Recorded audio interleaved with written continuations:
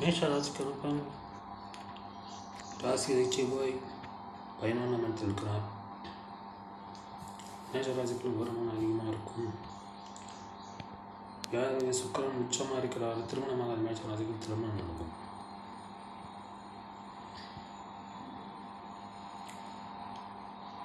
ஜாதகத்தில் சூரியன் 11ஆம் இடத்தில் இருக்கிறார். சூரியன் 5ஆம் இடத்தை பார்க்கிறார். ஸோ உங்களுக்கு தந்தையால் அனுகூலம் உண்டு. மாத பிறப்பிலே சூரியன் மீன ராசிக்கு சென்று விடுவார்.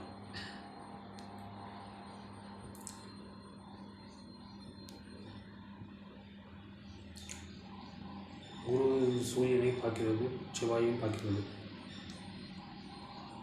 புதனையும் பார்க்கிறதுனால் மேஷ ராசிக்கு பொருளாதாரம் சிறப்பாகவே இருக்கும். வருமானம் அதிகமாகவே வரும்.